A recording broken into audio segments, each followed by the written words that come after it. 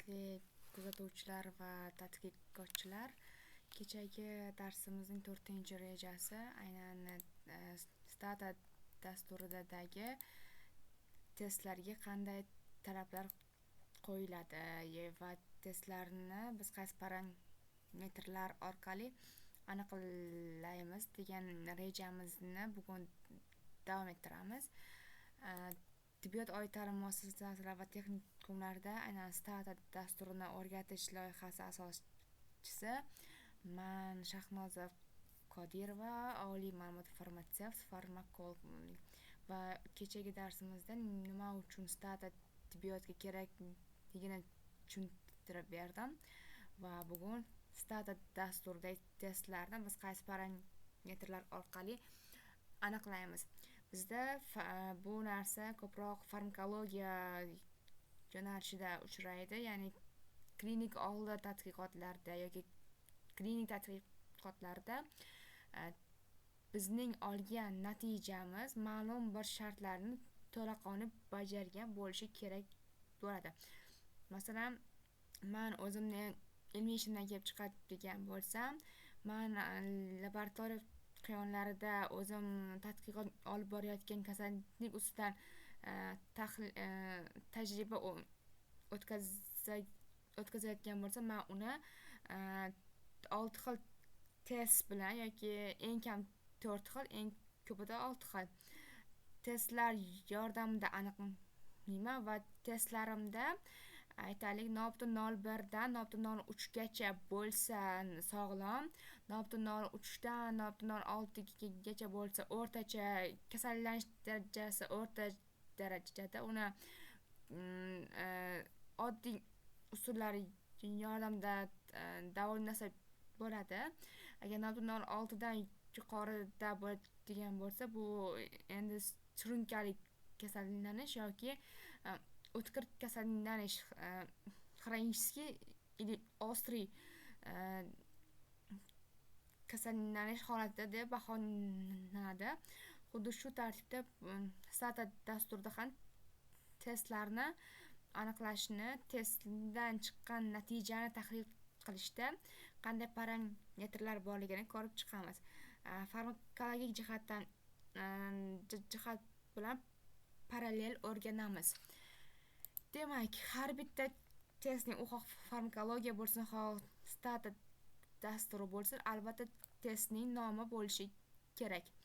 Nomsiz test hech qaysi adabiyotlarda keltirilmaydi yoki undan olingan natijalar ishonchli deb hisoblanmaydi. Bu farmakologiyada ham bor, Stata dasturida ham mavjud. Demak, birinchi shartimiz testning nomi bo'lishi kerak. Va ikkinchi shartimiz test nimani tekshiradi.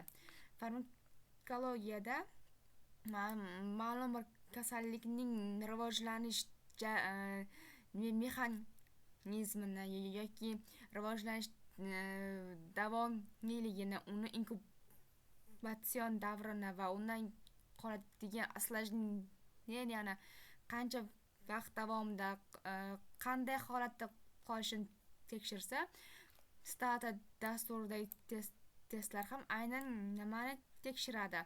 Shu savolga javob berishi kerak. Bunday holatda x'lar y ga ta'sir qilmaydi yoki x'larning o'zgarishi y natijasiga ta'sir qilmaydi degan gipoteza qo'yiladi.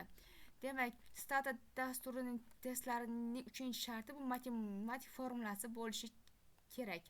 Bizning tibbiyotda ham bu matematik formula uchraydi. Bizda qanday holatda uchraydi?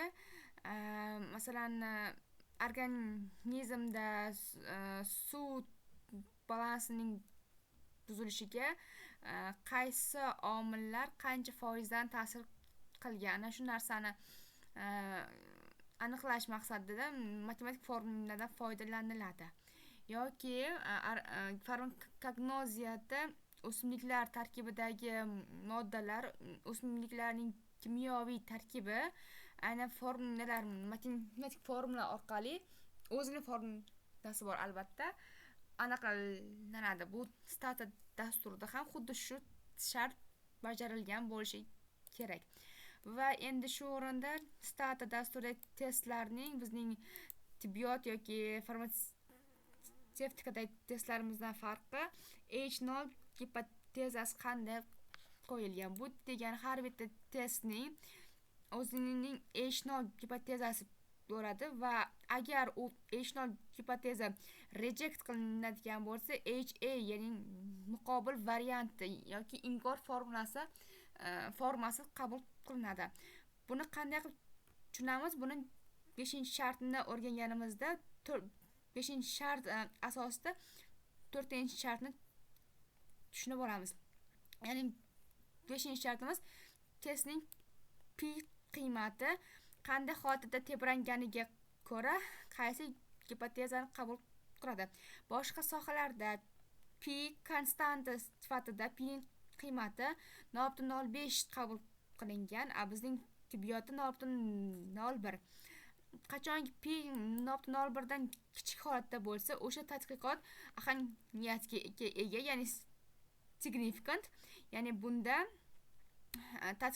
olib borayotgan tadqiqotimiz kelajakda biz kutgan natijani beradi va bu tadqiqotdan nimadir narsaga erishsak bo'ladi degan mazmun kelib chiqadi. Va bunda bizda doim P qiymatimiz 0.01 dan kichik bo'lgan holatda H0 ni reject qilib, ya'ni men bu H0 gipotezani reject qilib HA ya'ni uning muqobil variantini qabul qilishimiz kerak bo'ladi. H0 ni biz tibbiyotga o'giradigan bo'lsak, ma'lum bir dori vositasining farmakodinamik xususiyatlariga tashqi omillar ta'sir qilmaydi yoki dorining yaroqlilik muddati yoki uning saqlanish sharoiti o'sha dorining farmakodinamik ta'siriga va farmakodinamik xususiyatlariga ta'sir qilmaydi degan holat agar H0 gipotezasi bo'ladigan bo'lsa, biz tahlilimizda P ning qiymati 0.01 dan kichik chiqadi degan bo'lsa, biz tabiiyki H0 ni inkor qilamiz va HA ya'ni ma'lum bir dorining farmakodinamik xususiyatlariga hech bo'lmaganda bitta omil ta'sir qiladi degan gipotezani ilgari surishimiz mumkin bo'ladi va bu bizning haqiqatimizga mos keladi. Haqiqatda dorining farmakodinamik xususiyatiga uning saqlanish sharoiti yoki kimyoviy tarkibi, yordamchi moddalari va o'sha dorining yaratilish texnologiyasi ta'sir qiladi.